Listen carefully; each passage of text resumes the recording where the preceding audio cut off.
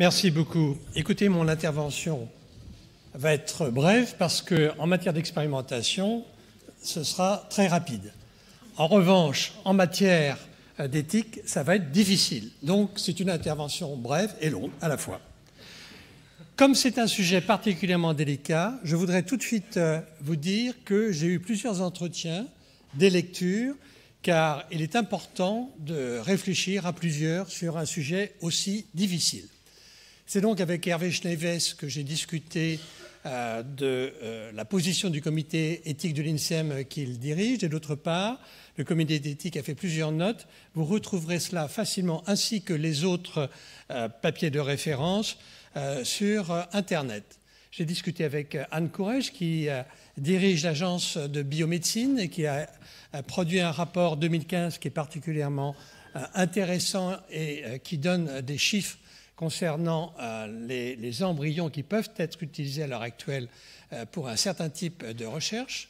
L'Académie nationale de médecine a émis un rapport en 2016 sous la direction de Pierre Joannet, qui est ici, ainsi que d'ailleurs Hervé Schneeves, Alain Fischer et Anne Fagot-Largeau.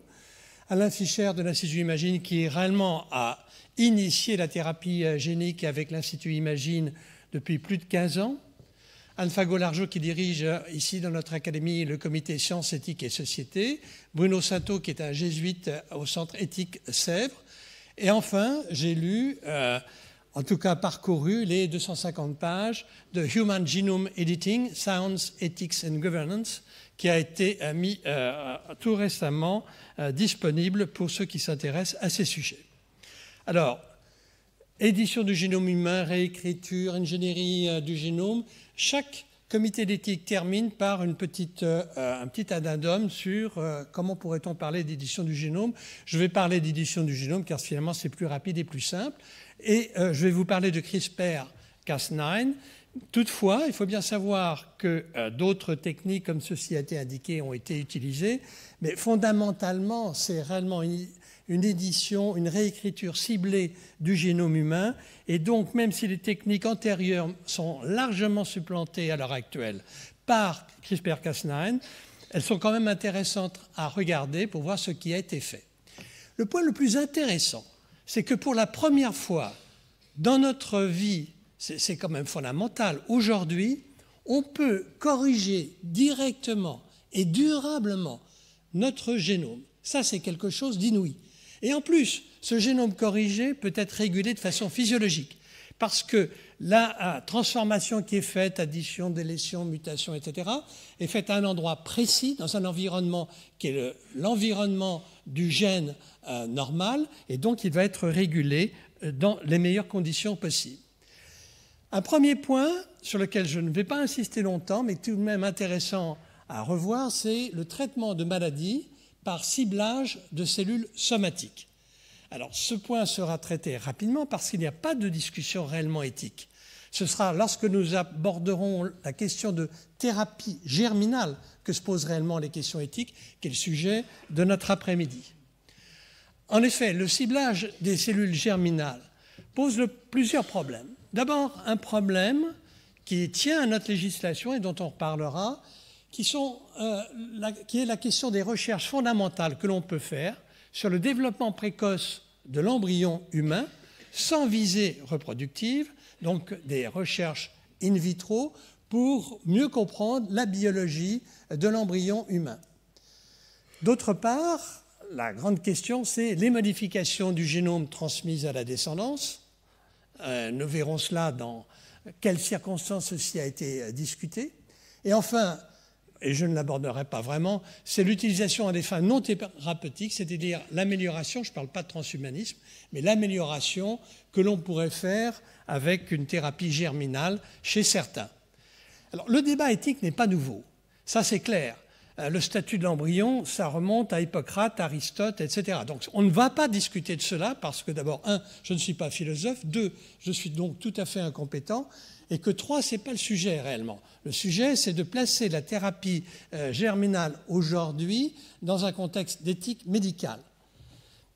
Alors, la thérapeutique somatique peut s'exercer donc sur soit des cellules ex vivo, c'est-à-dire qu'on va prendre des cellules du patient, on va les transfecter avec TALEN, zinc finger protéase ou il y a maintenant CRISPR, on va les expandre en culture cellulaire et une fois le produit sélectionné, pouvoir le réinjecter chez le patient. Alors j'insiste, une fois le produit sélectionné, c'est un avantage formidable que de pouvoir ex vivo, in vitro, pouvoir sélectionner le produit, le gène étant certain ainsi d'avoir la correction souhaitée.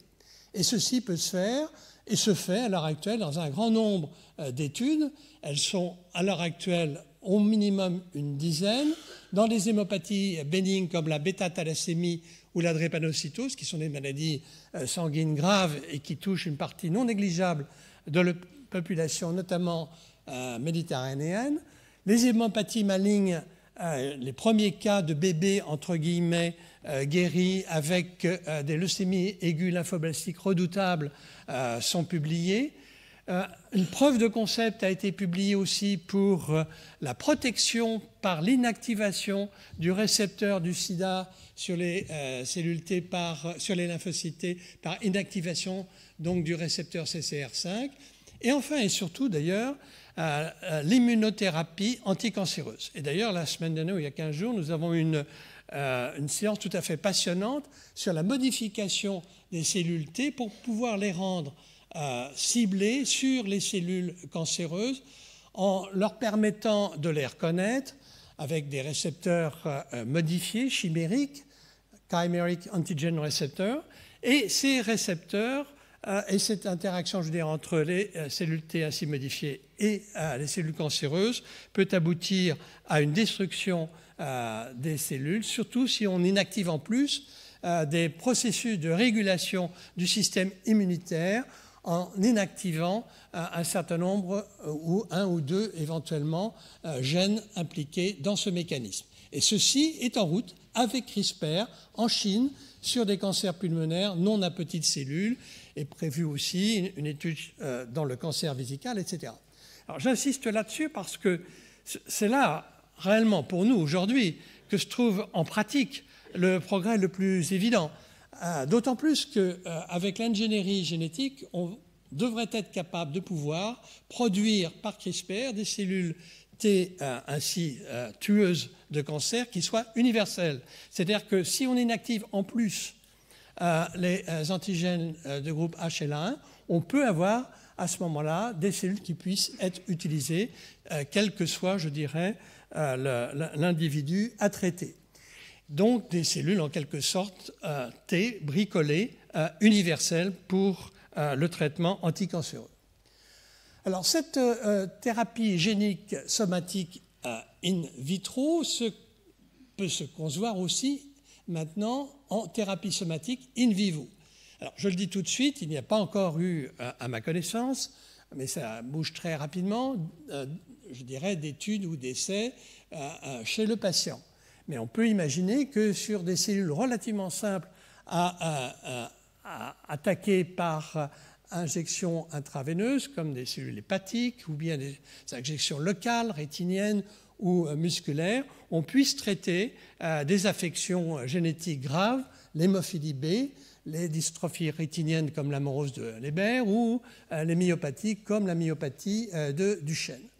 Dans tous les cas, et je terminerai là-dessus sur la thérapie somatique, on est finalement dans un système que nous connaissons et que nous connaissons bien en France, notamment du fait de l'expérience française, de production d'un produit, de son contrôle, d'une réglementation et d'une autorisation qui est soumise à différentes autorités, notamment l'Agence nationale de sécurité des médicaments, les comités de protection des personnes.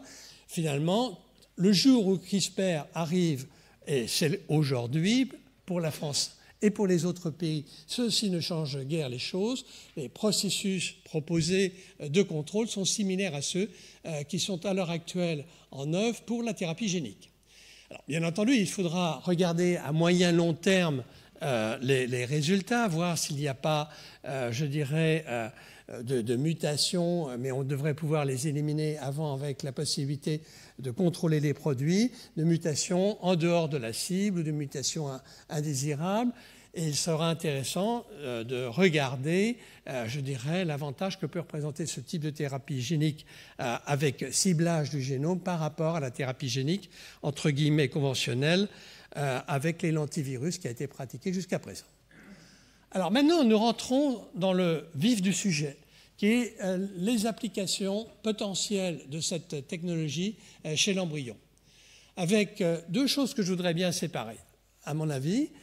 D'une part, la recherche fondamentale, comme je l'ai déjà indiqué, sur la fonction d'un ou plusieurs gènes qui peuvent être impliqués dans le développement embryonnaire précoce. C'est une recherche cognitive, qui n'est pas à visée reproductive et de descendance modifiée. Et d'autre part, ce dont il faut discuter, bien sûr, c'est la modification des cellules germinales, la modification de l'embryon, pour corriger des mutations qui sont à l'origine de maladies héréditaires, de façon à pouvoir obtenir un enfant qui ne soit pas porteur de la mutation et qui ne puisse pas ainsi la transmettre dans le futur. Alors c'est ceci dont nous allons essentiellement discuter, mais nous avons trois composants. Un composant technique, alors je n'y reviendrai pas, ceci était très bien exposé antérieurement. La deuxième chose, c'est l'encadrement juridique. Et la troisième chose, c'est la question éthique. Les trois sont à considérer. En disant qu'aujourd'hui, nous avons la technologie, on en a discuté, elle n'est pas parfaitement au point, je vais vous en dire un mot d'ailleurs, en matière de thérapie germinale, elle n'est pas au point, mais enfin, elle progresse. L'encadrement juridique existe aujourd'hui, en 2017. Il peut évoluer, il évoluera. Et puis une discussion éthique qui, là, non plus, n'est pas figée. Donc, ce que je vous dis tout de suite, c'est que c'est un sujet, c'est une cible mouvante. La loi de 1994, en France, dit clairement que, sans préjudice des recherches tendant à la prévention et au traitement des maladies génétiques. Ce préambule est important. Ça veut dire que le législateur se soucie de ne pas créer, je dirais, un préjudice aux recherches et au traitement des maladies génétiques qui pourraient avoir lieu. Il est dit donc qu'aucune transformation ne peut être apportée au caractère génétique dans le but de modifier la descendance de la personne. Et sauf erreur de ma part, la France a été un des premiers pays, sinon le premier, à établir ça de façon claire dans sa loi. La convention d'Oviedo. Alors Oviedo, c'est une convention qui s'est réunie pour précisément protéger les droits de l'homme en regard du progrès biomédical. Et c'est un consensus international qui était espéré. Mais comme vous allez le voir, ce consensus n'a pas été atteint. En 1997, Oviedo dit grosso modo la même chose, qu'une intervention qui cherche à modifier le génome humain, finalement, ne peut pas se faire si il introduit des modifications du génome chez les descendants. En revanche, pour des applications préventives diagnostico-thérapeutiques, oui. La loi de juillet 2011 a été édictée en France en interdisant la recherche sur l'embryon. Mais en 2011, il y avait déjà une dérogation, interdiction et dérogation, qui était accordée par l'Agence de biomédecine. Et en 2013, il y a eu une nouvelle loi qui a permis de façon encadrée la recherche sur l'embryon. Les deux choses sont importantes. C'est une chose de déroger, c'est une chose d'autoriser, mais d'encadrer, de contrôler.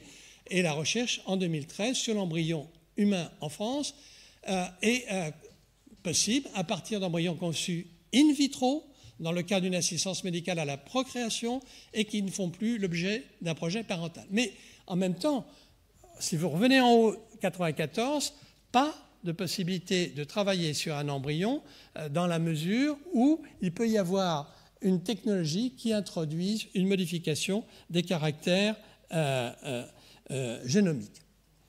Et si vous regardez en gras les deux choses, vous voyez que la conception in vitro d'embryons ou la constitution par clonage d'embryons humains à des fins de recherche est interdite en France, 2004, et que d'autre part, la création d'embryons transgéniques ou chimériques est interdite 2011, mais que, encore une fois, il n'est pas aujourd'hui possible d'utiliser des embryons humains dans le but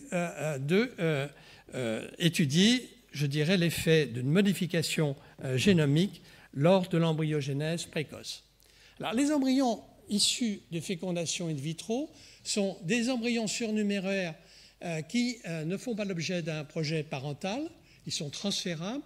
Il y a bien entendu un accord parental qui doit être donné, qui doit être renouvelé d'ailleurs, 3 mois avant que l'expérience puisse se faire.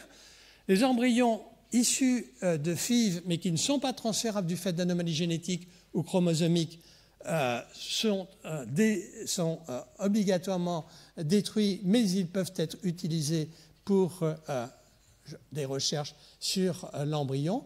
Enfin, des embryons issus de fécondation in vitro et de diagnostic préimplantatoire qui montrent des anomalies génétiques ou chromosomiques, là aussi seraient détruits, mais peuvent être utilisés pour une recherche. Il est clair que néanmoins, dans les 2 derniers cas que je viens de vous indiquer par rapport au premier, on n'a pas des embryons entre guillemets normaux et que les chercheurs préfèrent a priori la première catégorie d'embryons. Alors comment ça se passe en pratique? Eh bien, le projet est soumis à l'Agence de biomédecine qui donne un accord avec consultation de plusieurs experts. Lorsque l'accord est obtenu, les recherches se font avec un rapport annuel et l'autorisation est donnée suivant 3 critères: la pertinence scientifique, la finalité médicale, l'absence d'alternative. Alors l'absence d'alternative est importante à considérer parce que l'embryogenèse précoce chez l'embryon humain n'est pas l'embryogenèse précoce chez la souris. Même si le tout premier stade de zygote est très très proche, dès que commence à se former le blastocyste, il existe des différences importantes entre l'embryogenèse chez l'animal de laboratoire comme la souris par rapport à l'embryogenèse chez l'homme. Alors pour vous donner une idée, en 2015, dans ce rapport, l'Agence de biomédecine fait état de 46 protocoles actifs et de 6 projets de recherche sur l'embryon, sans modification génomique.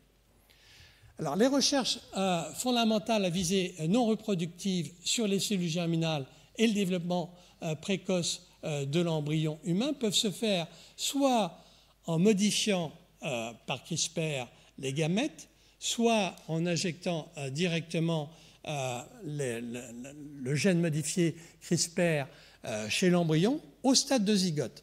Le problème, c'est qu'en France, la plupart du temps, les embryons sont congelés au stade de 4 cellules, alors que pour pouvoir faire une recherche dans les meilleures conditions possibles, il faudrait que ce soit au stade de zygote, dans la mesure où au stade de 4 cellules, on risque d'avoir un mosaïcisme et donc d'avoir une perturbation de l'interprétation des résultats. Bien entendu, ces études sont faites exclusivement in vitro, il n'y a pas d'implantation chez la femme et les embryons sont détruits à l'issue de la recherche au 14e jour. Ce qui n'est pas possible de faire aujourd'hui, sur le plan strict de la loi, c'est la transfection in vitro de CRISPR du zygote, puisque là, on crée un embryon chimérique. On crée un embryon dont les caractéristiques ont été modifiées et qui peuvent être, en théorie, transmissibles au niveau de la descendance, même si il est clair que tous ces embryons sont détruits et ne sont pas réimplantés chez la femme. Alors aujourd'hui, il faut quand même savoir qu'en France, il n'y a eu aucune demande à ce jour, m'a dit Mme Courrèges il y a quelques jours. Donc ces techniques d'édition posent néanmoins tout de suite la question de savoir si elles sont autorisables ou non en l'état de la loi et éthiquement acceptables. Et je pense que c'est très bien qu'on soit en avance, en quelque sorte, avec une technologie que l'on voit se développer chez les végétaux, chez les animaux, pour que nous nous posions en amont, pour une fois, correctement, la question. Une question difficile, ce n'est pas aujourd'hui qu'on va pouvoir répondre à tout cela, mais au moins ça suscite, je dirais, une réflexion, et on en a besoin. Les réflexions, on va les voir, sont menées différemment d'ailleurs, suivant les pays.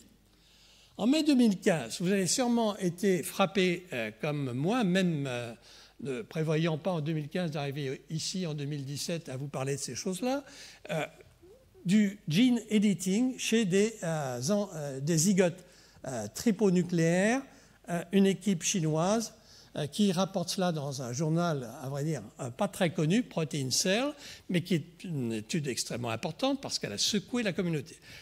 Je voudrais dire d'abord que l'équipe chinoise qui a réalisé cette étude a demandé et obtenu l'autorisation du comité d'éthique chinois. Et je ne pense pas qu'il faille sourire du comité d'éthique chinois. Ils ont fait leur travail avec notamment l'Académie nationale de médecine américaine et l'Académie des sciences américaines et la Royal Society pour faire le rapport dont je viens de faire mention. D'autre part, cette étude montre qu'ils ont pris la précaution de prendre des embryons trinucléés, c'est-à-dire qu'il y a eu 2 spermatozoïdes qui sont rentrés en même temps dans l'œuf, et donc il y avait 3 noyaux, et ça, par définition, ce sont des embryons, enfin des zygotes, qui sont à détruire rapidement. Alors, ils se sont attaqués à un gène qui est celui de la bêta-thalassémie, et voilà les résultats qui vous montrent quand même qu'en tout cas en 2015, il y a toujours un énorme progrès à faire. Sur les 71 embryons qui ont été menés à terme jusqu'au stade seulement de 8 cellules, eh bien, il n'y a eu que 4 embryons qui ont eu la modification génique attendue. Donc un grand chemin à faire, et je crois que c'est quand même très important de se dire que oui, il faut de la recherche fondamentale, mais si on ne la fait pas, et c'est pour ça que j'insiste là-dessus, eh bien, nous ne pourrons pas savoir, nous ne progressons dans rien. Alors, à la suite de quoi, il y a eu un appel à un moratoire sur la recherche sur l'embryon humain par plusieurs sociétés ou alliances, comme indiqué ici, et ce moratoire a été signé par les plus grands généticiens, David Baltimore, Paul Berg, etc. Aujourd'hui, les choses sont différentes. Je disais que l'éthique, ou du moins la réflexion éthique, évolue dans le domaine. En tout cas, sur le plan international, vous voyez du bleu clair et du bleu foncé. Le bleu foncé, ce sont les pays qui ont signé et ratifié. C'est une chose de signer, c'est une autre chose de mettre réellement en œuvre. Donc vous voyez ici la France, l'Espagne, le Portugal, etc. Mais vous voyez qu'un certain nombre de pays ont signé mais n'ont pas ratifié du tout. Et d'autres pays ne participaient pas, ou en tout cas, à cette conférence d'Oviedo, ne se sont pas prononcés. Je montre une autre diapositive qui est peut-être encore plus frappante, c'est celle-là. Elle date de 2014, elle est citée aussi d'ailleurs dans le rapport de l'Académie américaine des sciences et médecine, qui montre qu'il y a une grande variété législative suivant les pays. Certains pays comme le nôtre ont la loi. Vous enfreignez la loi, vous êtes hors la loi et vous avez commis une faute grave. Des pays dans lesquels il y a des guidelines, des directives, des propositions, même si la loi n'existe pas. C'est le cas, par exemple, des pays qui sont en rose clair, comme la Chine. Vous avez des pays où c'est restrictif. C'est une manière un peu puritaine et ambiguë de dire qu'on permet tout en ne permettant pas. Vous savez qu'aux États-Unis, on peut, à l'heure actuelle, faire une recherche sur l'embryon, mais cette recherche ne va pas être autorisée formellement par le NIH, elle ne va pas être subventionnée par des crédits fédéraux. Elle pourra néanmoins s'exercer dans certains États et avec d'autres types de crédits. Alors, le contexte international montre que certains pays ont été de l'avant, comme par exemple la Grande-Bretagne et la Suède, en permettant des protocoles de recherche en utilisant CRISPR-Cas9 chez l'embryon humain. Alors, dans le cas de la Grande-Bretagne, ça a été autorisé par le Francis Crick Institute en février dernier. Il ne semble pas néanmoins que ceci ait commencé, mais le point intéressant que je voulais souligner ici, c'est qu'il semble que ces recherches étaient autorisées pour étudier l'effet d'un gène OCT4, qui est un gène qui code pour un gène homéodomène, qui est un gène fondamental dans la différenciation et des cellules embryonnaires. Et donc, c'est là précisément de faire une recherche pour essayer de comprendre le développement embryonnaire précoce de l'embryon. Alors, le moratoire aujourd'hui. Je partage l'avis d'Hervé Schneewes qui dit que c'est peu plausible d'obtenir un moratoire. Je crois que c'est encore moins plausible avec ce qui vient d'être proposé par les académies américaines des sciences et médecine et chinoises et anglaises. Nous n'avons pas de consensus international. Et d'autre part, il faut bien le savoir, la communauté des chercheurs qui fait une pression forte pour continuer les recherches et essayer de comprendre, je dirais, les mécanismes initiaux de la vie. Il y a une attente des organisations de patients. Vous savez qu'en France, il y a 7 à 8 000 maladies rares. 2 millions de nos compatriotes ont une maladie rare. Alors, elles sont plus ou moins graves, Mais enfin, c'est quand même énorme. Et ces associations, et je le sais pour avoir fait un rapport sur la recherche sur les maladies rares, sont extrêmement prégnantes dans le domaine. Non seulement en France, mais bien sûr au Royaume-Uni, par exemple, et ailleurs. Et puis, il y a le secteur économique. L'année dernière, on estimait qu'il y avait 1 milliard de dollars qui avaient été investis dans des biotech pour le genome editing chez l'homme. Donc tout cela fait une pression forte où il faut savoir à la fois, je dirais, garder la tête froide pour savoir ce qui est éthiquement acceptable, mais en même temps, il faut savoir répondre à la question des gens. C'est clé. Alors, quelques questions clés. Autoriser la recherche fondamentale sur les cellules germinales et chez l'embryon nécessiterait vraisemblablement une révision de la loi de 2013 que je viens de vous indiquer pour nous en France. Il faut se reposer la source d'embryon pour les recherches d'édition du génome. Bien sûr, mais je ne vais pas m'attarder là-dessus, les seuils d'efficacité et de sécurité requis. C'est néanmoins extrêmement important et pas facile du tout. Parce que, étant donné l'irréversibilité de la situation, on se doit d'avoir, je dirais, des conditions de sécurité maximales qui soient acceptables par tous et donc un système de contrôle absolument draconien. Est-ce que la thérapie germinale est définitivement exclue? Alors là, allant jusqu'au bout. Est-ce qu'il y a quand même des cas extrêmes?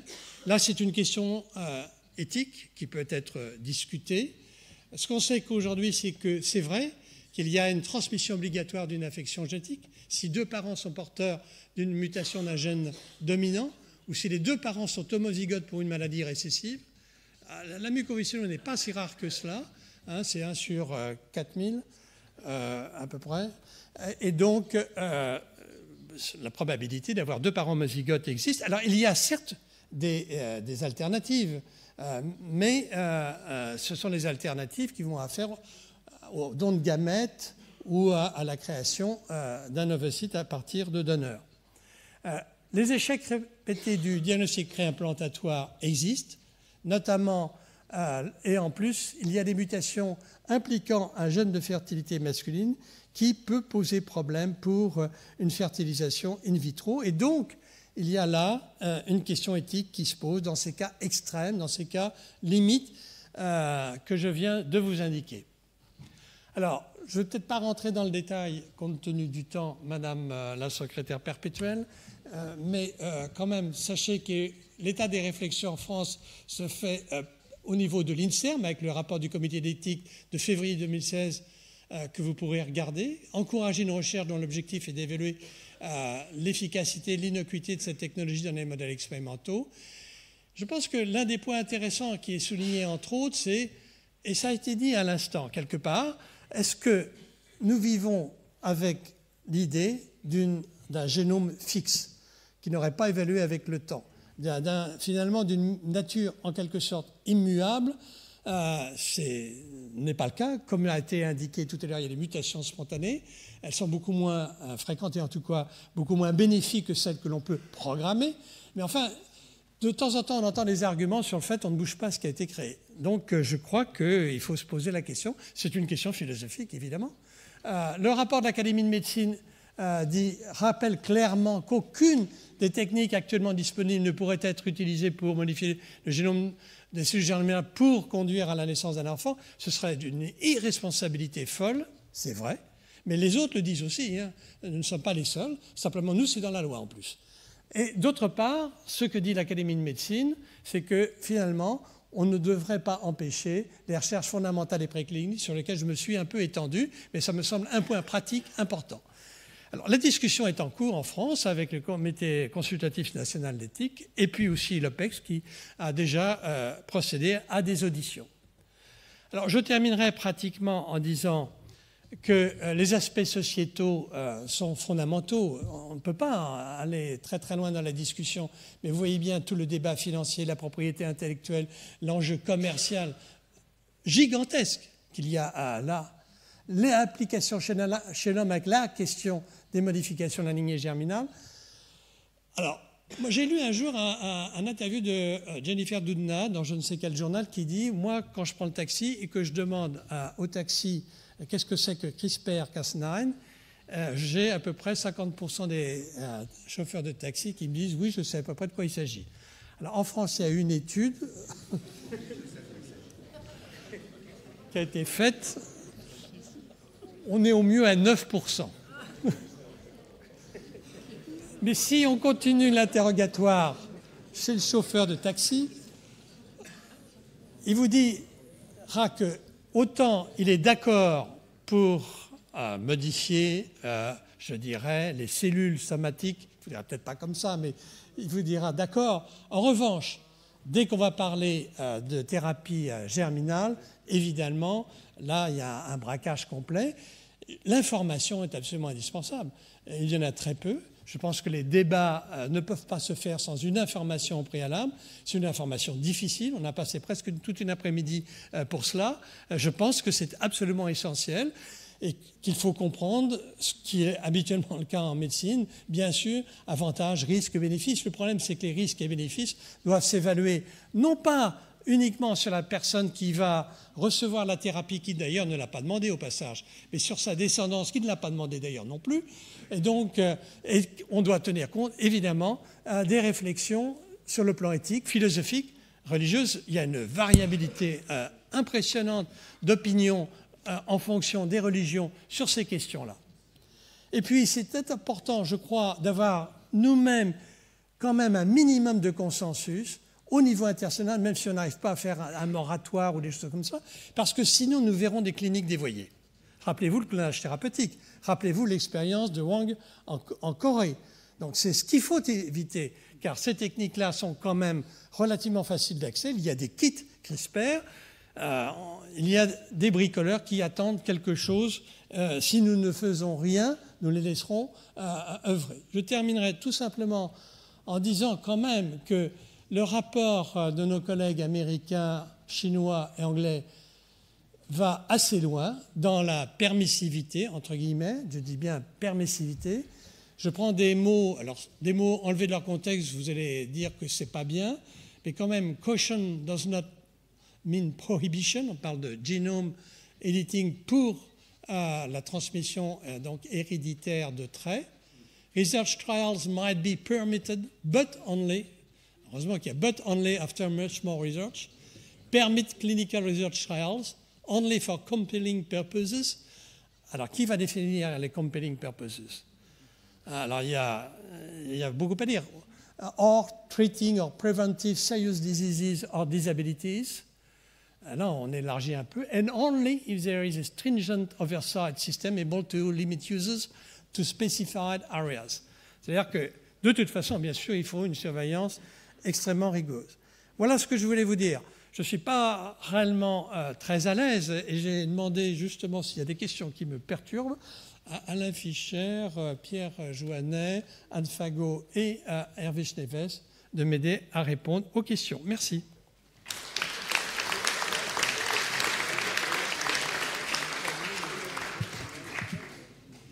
Bon, nous allons avoir une série de questions et finalement, comme j'en ai pas posé, j'aimerais bien commencer.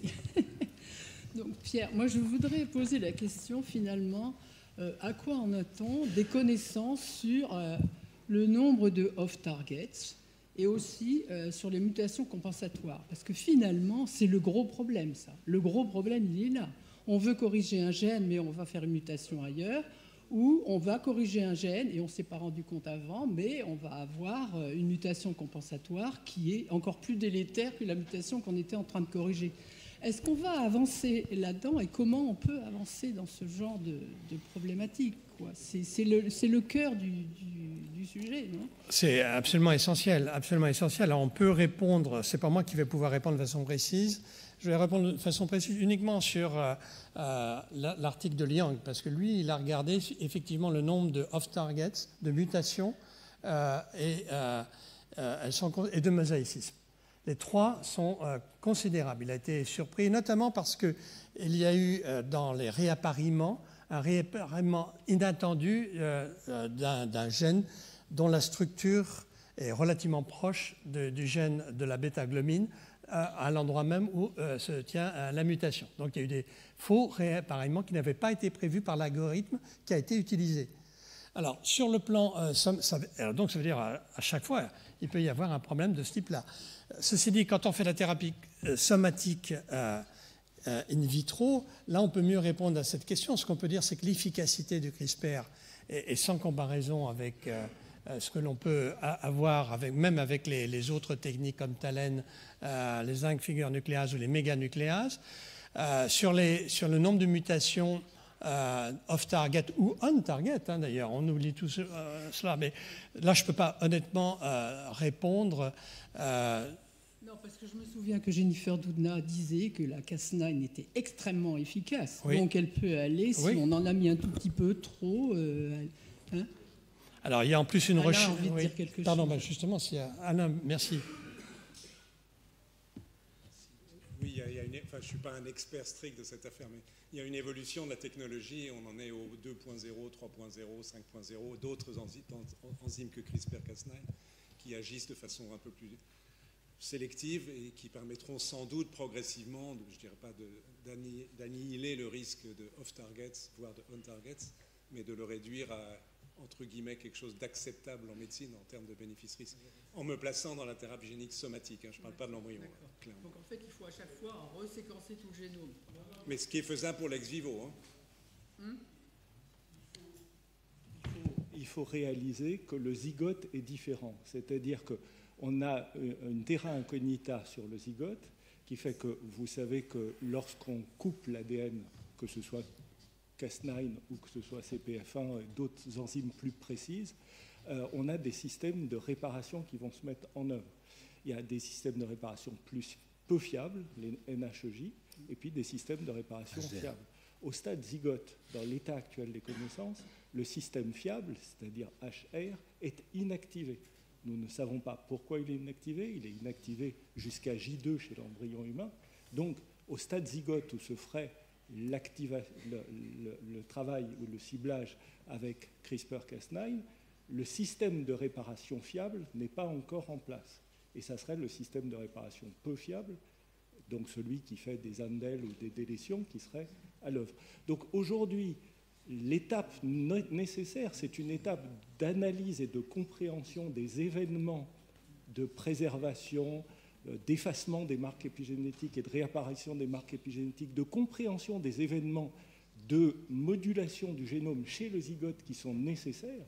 Et évidemment, comme Pierre l'a bien rappelé, les empêchements ou les barrières mises à la recherche fondamentale sur les stades précoces de l'embryon humain sont des barrières à la possibilité de connaissance et à la possibilité d'évoluer rapidement vers des applications. Merci, je vais prendre les questions. Ou les commentaires.